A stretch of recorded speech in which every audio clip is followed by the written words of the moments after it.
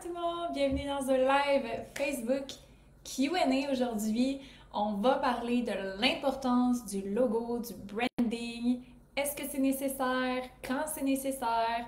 À quelle étape de son entreprise on doit investir dans son brand? Donc j'ai vraiment hâte de vous parler de tout ça aujourd'hui. Je vais juste me mettre ici pour que je puisse vous voir puis voir vos commentaires. Donc, n'hésitez pas à me dire un petit coucou quand vous êtes là. Celles qui sont en replay, écrivez-moi replay pour que je puisse voir c'est qui écoute en replay. Je vais aussi prendre le temps de taguer tout le monde pour qu'on puisse tous être ensemble aujourd'hui. Je prends le temps de dire que tout ce que je vais vous dire aujourd'hui par rapport au branding, au logo, etc., c'est bien sûr des sujets que je parle dans mes programmes, dans mon accompagnement, mais c'est pas mon domaine d'expertise initiale. Je ne fais pas de branding pour mes clientes, je ne fais pas de logo, je ne fais pas rien de ça. Mais je trouvais important de vous amener ma perspective selon qu'est-ce que je coach mes clientes à faire, puis quoi prioriser quand par rapport à leur logo, leur branding, leur marque. Allô Kate, contente de te voir! Contente de savoir que tu es là avec moi aujourd'hui. Donc, n'hésitez pas dans le live si vous avez des questions, comme à l'habitude, posez-moi-les, ça va me faire un grand plaisir d'y répondre. J'aime mieux quand il y a des questions que quand il n'y en a pas.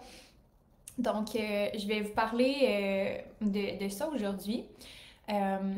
Laissez-moi savoir ici dans le chat si jamais vous voulez que je vous donne peut-être un feedback sur votre logo, votre branding, sur votre carrément votre business. Puis je pourrais faire des genres de case study en live. Ça pourrait être super pertinent. Je pourrais partager mon écran puis vous montrer un peu mes feedbacks puis mes commentaires. Fait que je vais faire ça aujourd'hui. Donc, s'il y en a des volontaires, envoyez-moi le lien de votre site web, envoyez-moi le lien de peut-être un de vos médias sociaux, puis je ferai l'analyse, puis je vous dirai c'est quoi qui, selon moi, serait important d'investir, ce serait quoi mes meilleurs conseils par rapport à votre branding et votre marque jusqu'à maintenant. Sounds good? Donc, sans plus tarder, le sujet d'aujourd'hui, j'avais comme plan de vous introduire le sujet d'aujourd'hui en vous parlant de mon brand, parce que j'ai investi beaucoup dans ma marque, j'ai investi beaucoup dans mon branding, quand même assez tôt dans le processus. Puis, je vais vous partager un peu l'histoire de tout ça parce que je trouve ça pertinent pour vous. Initialement, quand je me suis lancée comme entraîneur au début, je pensais là, que, tu sais, le branding, c'était ça qui faisait que tu avais une entreprise. Fait qu'il y en a qui ont peut-être vu ma masterclass sur comment démarrer à partir de zéro, mais c'est définitivement pas ce que je conseille de commencer par ton branding quand tu commences. Pourquoi? Parce que quand tu commences, t'as pas vraiment une bonne idée de c'est qui ton client cible, t'as pas vraiment une bonne idée de comment tu te différencies, t'as pas une vraiment bonne idée de c'est quoi tes valeurs parce que tu les as pas testées dans l'action. Donc, c'est difficile de bâtir un branding à ce moment-là, puis il y a des bonnes chances que tu le changes, puis ça coûte cher de refaire un branding, puis de refaire un logo, puis de refaire tout, en plus de toute la charge que ça demande de refaire le changement, right? Donc, qui ici a fait cette erreur-là, a investi dans un brand, a investi dans un logo dès le début, puis a été obligé de le refaire? Puis c'est vraiment correct dans le sens que c'est normal qu'un brand évolue, c'est normal qu'une marque évolue, puis qu'on doive le refaire à un moment donné, même que je pense que c'est nécessaire de faire évoluer sa marque à travers le temps, mais c'est dommage quand on le fait 6 mois plus tard l'avoir fait parce que là, on réalise que ça faisait plus de sens. Donc, l'importance de commencer petit, c'est de commencer avec des pistes de base en termes de branding. Donc, vous avez peut-être une idée de c'est quoi que vous voulez que vos clients ressentent quand ils voient votre marque? C'est quoi que vous voulez dégager? C'est quoi que vous voulez mettre de l'avant comme valeur? Donc ça, c'est quelque chose que vous pouvez travailler de façon très simple dans votre contenu sans qu'il y ait des couleurs, un branding, un logo, des éléments graphiques. Parce que maintenant, les médias sociaux sont tellement axés sur l'humain, parce que les médias sociaux maintenant sont tellement axés sur le personal brand, vous pouvez très bien vous en tirer en ayant du contenu qui reflète le message que vous voulez livrer. Donc, faire une vidéo de vous qui faites, par exemple, qui défaisait votre épicerie, ça peut être on-brand parce que votre brand est très accessible, est très authentique, est très genre axé sur la santé, très pratique, etc. Donc, on peut vouloir transmettre des valeurs de simplicité, authenticité, etc. Donc, être vraiment connecté à ce branding-là, mais d'une façon très peu coûteuse et d'avoir beaucoup de résultats. Un autre exemple.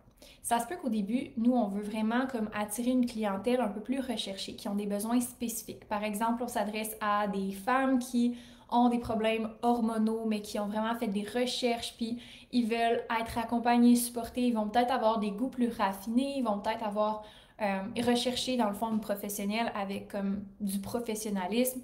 Bon, je dis ça comme ça, mais ça se peut qu'à ce moment-là, on décide de faire des vidéos dans un espace plus blanc, lumineux, avec le minimum d'équipement, mais peut-être qu'on va vouloir le faire de façon un peu plus rehaussée que juste dans défaire une épicerie dans le quotidien, mettons. Donc, il y a moyen maintenant de transposer notre branding, notre message, nos valeurs, notre façon de faire à travers du contenu sans nécessairement investir dans une grosse marque avec des couleurs, comme je disais, des logos, des déclinaisons, des typographies, etc.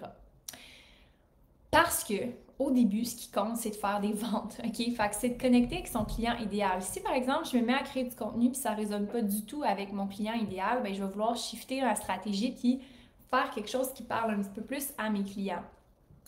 Je peux pas vous dire combien de fois j'ai fait du contenu puis j'étais comme « Oh my God, ça va tellement être bon, ça va tellement parler à mes clientes. »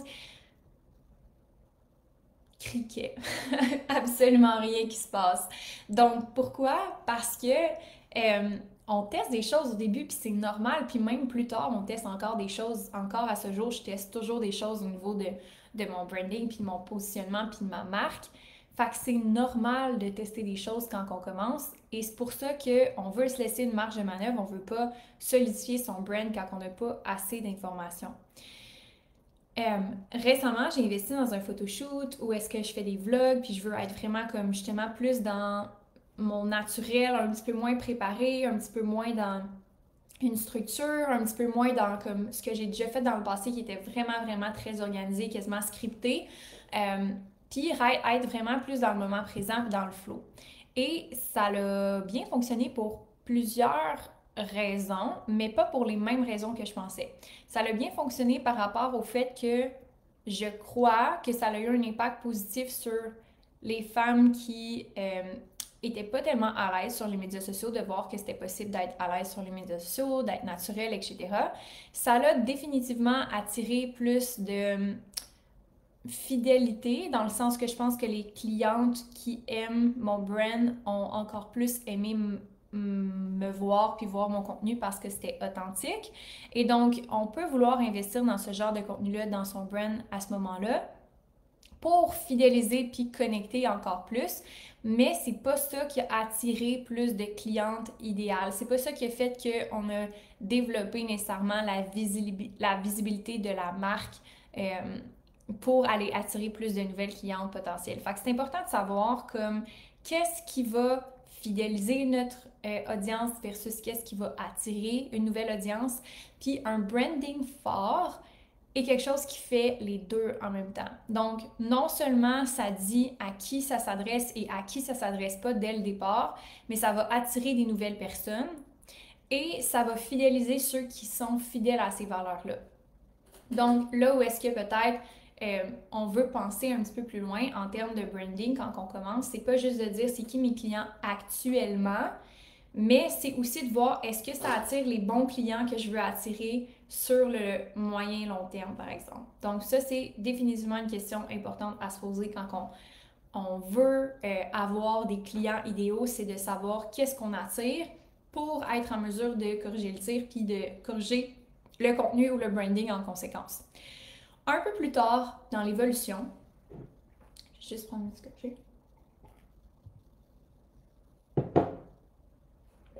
Un peu plus tard dans l'évolution de sa marque, à quel moment ça devient important d'avoir vraiment un brand avec un logo, avec des couleurs, avec tout le kit, c'est quand on a un produit ou un service de tester qui se vend facilement, qu'on a une identité claire par rapport à notre client cible, quand on a une identité claire par rapport à notre mission, nos valeurs comme entreprise, puis qu'on a fait un certain chiffre d'affaires qui nous permet d'investir un bon montant dans un brand qui est différent et qui est unique.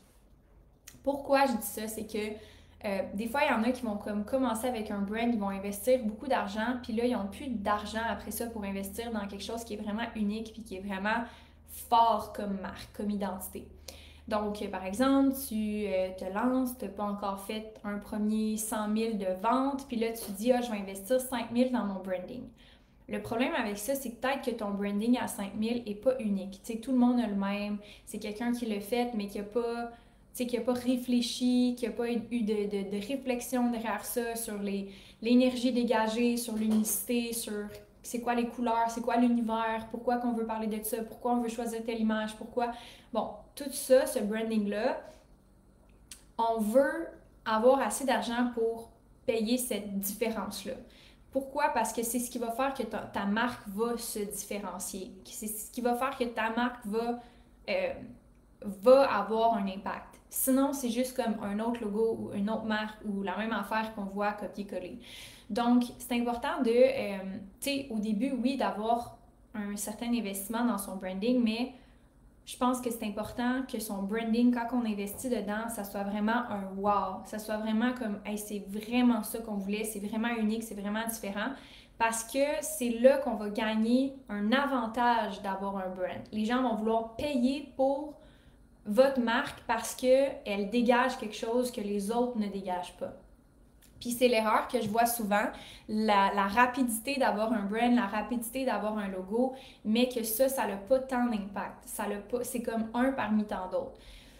Donc, je préfère conseiller à mes clientes d'attendre un certain moment puis de vraiment mettre une réflexion derrière ça parce qu'il n'y a pas de presse à avoir un logo puis un brand fort dès le départ parce qu'on teste le produit, le service, on teste le message, on teste l'audience cible, on teste tout ça. Donc, tu sais, ça peut prendre un an avant qu'on se dise, OK, on investit dans une marque vraiment forte. Puis, je dis marque, là, mais ça peut être marque personnelle aussi. Des fois, comme quand on se lance, on a une petite idée de qui on veut être comme personal brand, mais que finalement, c'est pas exactement ça, c'est pas le hit factor, puis c'est pas ça qui nous différencie. Donc, c'est pour ça que je dis des fois, attendre un petit peu, c'est bien. Comme ça, on peut investir un gros montant, puis vraiment se démarquer, puis pas juste faire son logo par quelqu'un qui va nous le faire le moins cher possible, mais de vraiment avoir une réflexion derrière le logo, une réflexion derrière le branding, une réflexion derrière les couleurs. Faudrait que je vous partage le branding de MQ Consultation. Ça pourrait être vraiment intéressant que je vous partage, dans le fond, le case study de comment on a réfléchi à MQ Consultation. Parce que j'ai pas d'autres modèles, mais je pourrais vous montrer de quoi ça a l'air, les réflexions qu'on a eues dans l'entreprise pour arriver au branding qu'on a chez MQ Consultation. Je vais vous montrer ça. Je pense que ça pourrait être super intéressant. Est-ce que vous êtes d'accord qu'on fasse ça ensemble? Celles qui écoutez en replay, comme j'ai dit au début, vous pouvez m'envoyer votre lien de votre site web ou de vos médias sociaux, puis je pourrai vous donner des feedbacks selon ce que je vois en ce moment. Mais je vais vous partager mon écran parce que je peux-tu faire ça en live?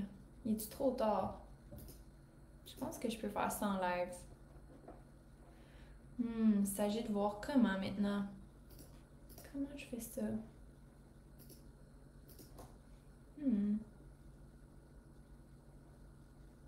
Non, je pense pas que je peux faire ça.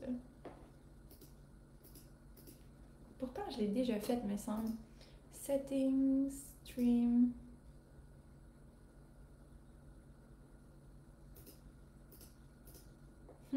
Distribution. Je sais pas comment faire ça. Je l'ai déjà fait, mais je sais plus comment faire. Ok, ben je vais le faire probablement dans un autre live. Ça pourrait être intéressant que je vous montre ça. Mais je vais vous le résumer parce que je l'ai devant moi. Puis je vais vous résumer c'est quoi les réflexions qu'il y a derrière un brand pour que ça vous donne une bonne idée. Donc, premièrement, on veut savoir c'est quoi qu'on veut avoir comme marque en définissant à qui qu'on s'adresse. Donc, nous, MQ Consultation s'adresse à des femmes des jeunes femmes entrepreneurs et ambitieuses de 20 à 45 ans. La mission, c'est quoi? Donc, on focus beaucoup sur la confiance. On focus sur les outils nécessaires pour la croissance, donc automatisation, stratégie, formation, accompagnement, réseau. On veut, c'est quoi, on va dire, le niveau d'accessibilité ou c'est quoi l'énergie. Okay? Ça, c'est important, le vibe, l'énergie, tout ça, c'est des mots valides.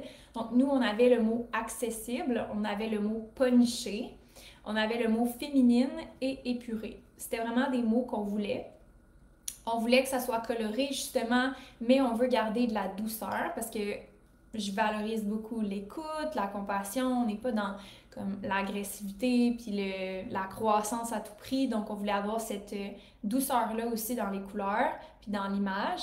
On veut offrir des composantes un petit peu plus dynamiques. Donc, c'est sûr que dans les réflexions, on voulait pas que ça soit juste comme corporatif, plate. On voulait que ça soit vivant puis qu'il y ait de la diversité dans les images. Puis le logo. La réflexion derrière le logo, c'est quoi? C'est qu'on voulait, puis je sais pas si vous savez, mais on a un petit... je sais pas si vous avez déjà remarqué, mais MQ Consultation, c'est un cœur. Je sais pas si vous avez vu le cœur dans le logo, mais c'est un cœur. Puis c'est les lettres M et Q. Donc ensemble, là, si tu tournes le cœur, tu vois un M, puis si tu le retournes de l'autre bord, tu vois le Q. Donc, c'est les initiales qui sont mis ensemble qui font MQ. Fait que bref, la réflexion derrière ça, c'est qu'on voulait quelque chose qui est fort, donc qui a quand même un impact, qui n'est pas léger. On voulait pas juste des lettres, on voulait vraiment un logo fort que les gens reconnaissent visuellement. Puis, on voulait quelque chose d'humain parce qu'on est dans l'accompagnement, dans le coaching, fait que le cœur a vraiment sa place. Quelque chose de féminin, donc encore une fois, le cœur a encore sa place. Puis, ça fait en sorte que notre approche est humaine, est au centre de toutes nos interactions, est au centre de tout ce qu'on fait. Nos clientes, c'est au centre de notre brand aussi. Donc, on a beaucoup de photos de nos clientes, on met nos clientes de l'avant. C'est vraiment ça qu'on veut. On veut faire de la place pour les femmes entrepreneurs.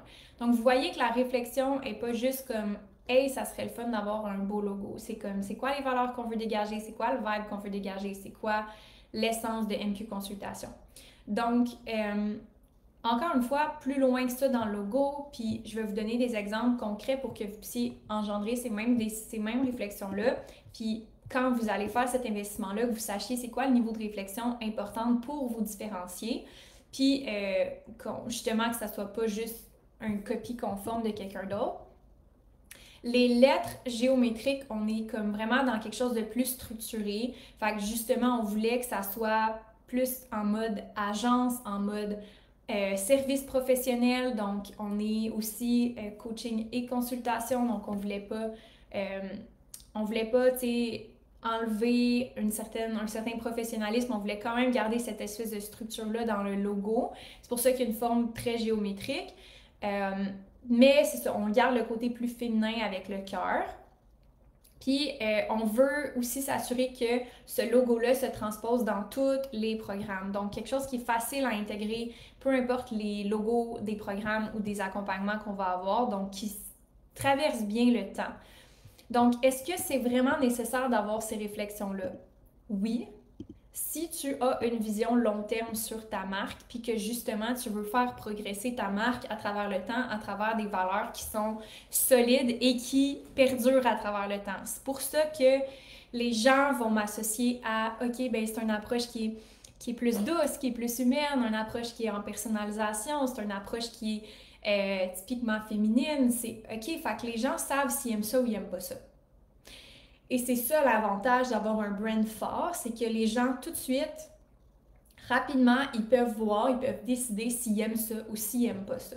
Ce qui t'évite beaucoup de vente puis d'essayer de convaincre parce que les gens, ils adhèrent à tes valeurs, ils adhèrent à ton image juste par le fait que c'est expliqué dans une image plutôt que tu utilises des mots pour le dire.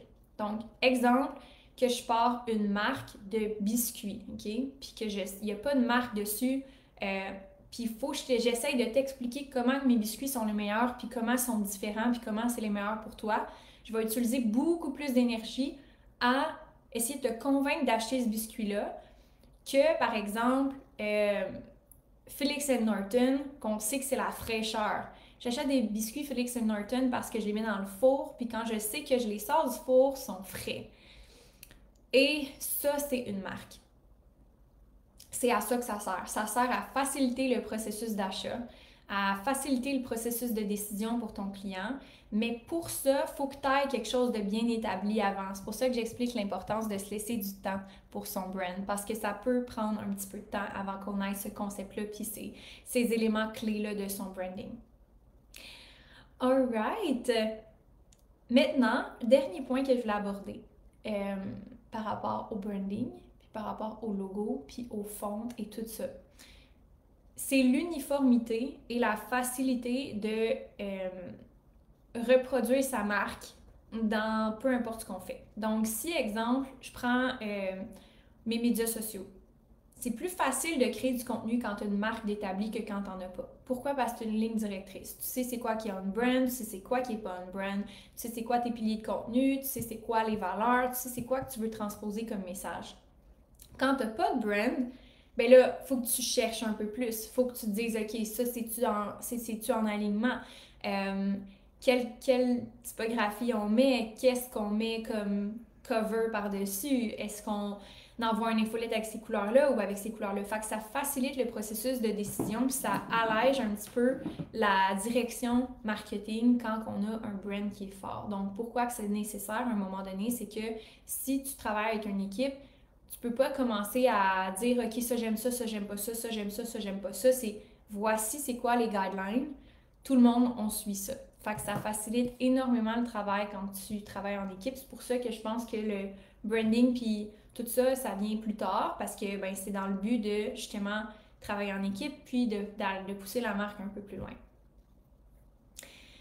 Voilà, c'est ce que j'avais à vous partager aujourd'hui. J'espère que ça a été utile pour vous, que ça vous a permis de pouvoir savoir c'est quoi les réflexions à avoir derrière un brand, c'est quoi l'importance, pourquoi qu'on en veut un, puis à quel moment investir. Puis juste comme pour vous donner une bonne idée, un branding complet avec vraiment un site web, un logo, tout ça, là, vraiment un site web complet avec un logo, puis un branding, des couleurs, puis des guides, des normes graphiques avec des déclinaisons de logos et tout ça, ça peut monter à jusqu'à 10 000 $. Puis, comme il y en a des plus chers, mais ça peut ressembler à ça. Fait que c'est assez dispendieux. C'est pour ça que je dis qu'on ne veut pas le refaire 4 fois. Pour être certain qu'on est dans la bonne direction, parce que ça vaut la peine d'investir dans un branding. C'est vraiment nécessaire, c'est vraiment important à un moment donné si on veut se distinguer puis si on veut vraiment avoir une marque forte que les gens sont prêts à acheter. Allô Caroline, j'espère que ça va bien. Donc oui, c'est nécessaire à un moment donné, mais il faut juste mettre l'attente à la bonne place sur comme tant qu'à investir, investissez dans un vrai brand, investissez dans quelque chose qui est de qualité, qui va vous démarquer, pas juste comme pour en avoir un, pour cocher une case, parce que ça va rien faire pour vous de juste cocher une case. T'sais, ça va pas augmenter vos ventes, ça va pas faciliter votre processus marketing si vous faites juste cocher OK, j'ai mon logo, tu sais, puis c'est genre 2 lettres, puis c'est comme pas réfléchi, OK? Alright, salut Caroline, oui, moi aussi je suis contente de te voir en live. Ça faisait un petit bout qu'on s'était pas croisés en live, donc n'hésitez pas de me partager vos liens de site web, de médias sociaux si vous voulez des commentaires, je peux vous les envoyer, ça va me faire plaisir. C'est ça le but aujourd'hui de vous aider dans votre branding puis dans quand est-ce qu'on investit dans ça, puis vous donner une bonne idée de c'est quoi l'investissement. Donc, j'espère que vous avez aimé, puis on se retrouve sans faute la semaine prochaine pour un prochain live. Le prochain live, c'est comment structurer son entreprise pour se lancer à temps plein sur le web. Donc, c'est quoi les bases à avoir pour pouvoir faire le saut à temps plein. Et j'aimerais vous rappeler qu'on commence l'incubateur dans quelques jours. Les portes ferment le 14 octobre et on débute officiellement le 21. Donc, si tu étais sur la décision de peut-être te lancer, tu t'étais pas trop sûr, écris-moi, ça va me faire vraiment plaisir. J'aimerais ça te retrouver dans la première cohorte de l'incubateur. Je vais mettre le lien dans le live aussi. Si tu étais rendu à l'étape d'investir dans le développement de la croissance de ton entreprise, je vais te mettre le lien vers le formulaire d'information. Comme ça, on va pouvoir te diriger vers le bon accompagnement, probablement le diagnostic si tu es en croissance. Et puis, je t'ai laissé tout ça dans les commentaires. Fait que je vais te souhaiter une magnifique journée, bon week-end. Merci d'avoir été là. On se retrouve la semaine prochaine et n'hésitez pas à m'écrire si jamais vous avez des questions. Bye tout le monde!